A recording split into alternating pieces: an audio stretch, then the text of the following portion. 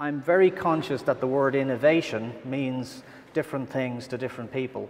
And I'm also aware when I say what we're going to do is improve our value proposition via innovation services, that doesn't immediately make all of you think, oh wow, Learnovate has suddenly copped on to innovation services and everything is going to be sorted now, everything's going to be great. I'm sure it doesn't have that impact. So I know I need to explain to you what actually we have in mind and what we mean by innovation services.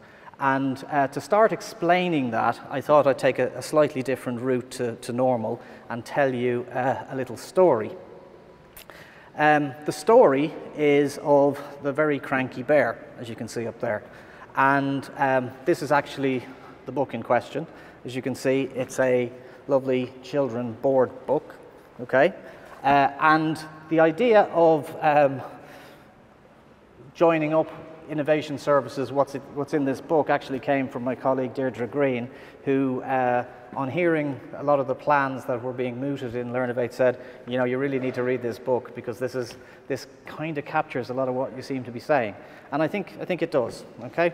So the story in The Very Cranky Bear is basically about 4 really cute and beautifully drawn animals who run for shelter out from the rain, okay? And as the story says, as you can hopefully see there, it says, in the jingle jangle jungle on a cold and rainy day, 4 little friends found a perfect place to play.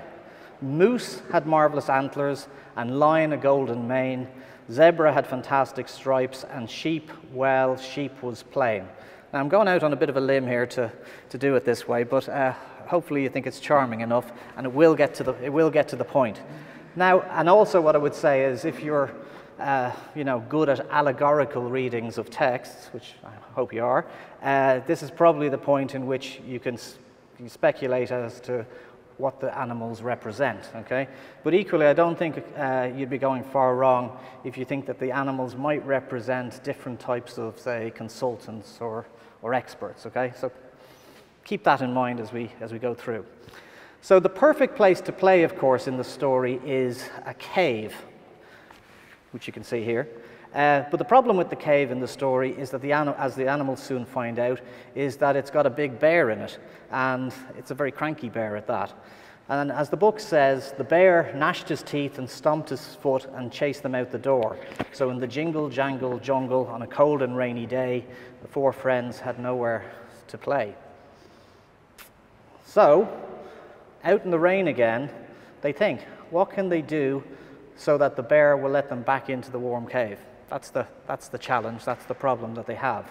And the answer is, I think, quite revealing from, and really rather inside out, if you think of it in business terms.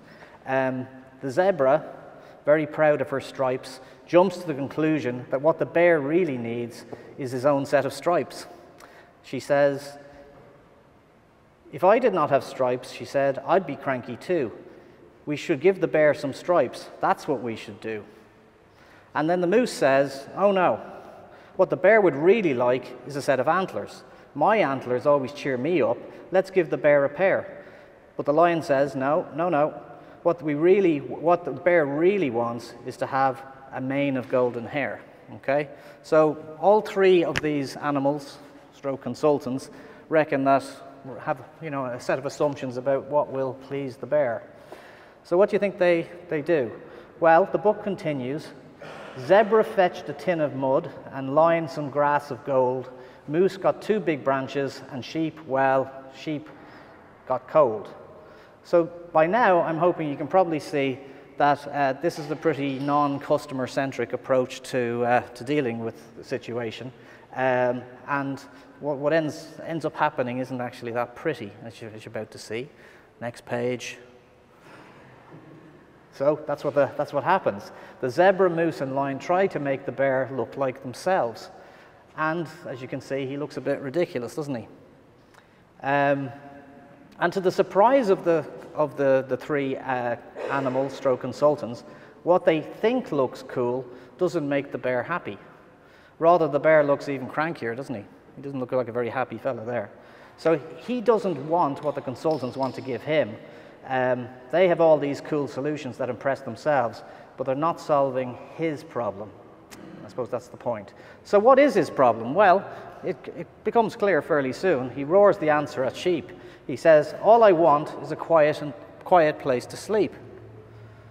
Now, Sheep is a bit smarter than the other three animals, and because she starts by addressing Bear's problem before pushing her solution at him, she sees what's to do. And as the book says, Sheep fetched a pair of clippers and she clipped off half her wool.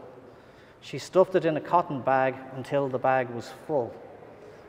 She tiptoed back inside the cave. "Excuse me, Bear," she said, "would you like a pillow for underneath your head?" So, how do you think that made the bear feel? Well, pretty happy, I think. And unlike the other animals, Sheep actually had impact. We'll get to that word again. "Well, thank you very much," said Bear, and soon he fell asleep. Maybe he was dreaming of a plain but thoughtful sheep.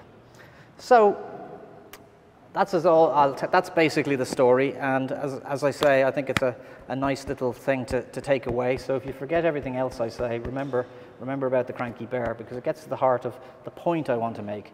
So I suppose you can interpret this story in different ways, but basically I see it as being about how do you add value to customers. And one message of the story, as I read it through an innovation lens, is that innovation is fundamentally about customer impact. It's about understanding pull, in the jargon, real customer problems, and then, and only then, about moving to solve them. So sometimes, of course, unlike in this children's story, the customer may not even know their problem, and that is a challenge, admittedly, and it is a common challenge, but there are, as I'll mention in a moment, plenty of tools and approaches to address that particular issue.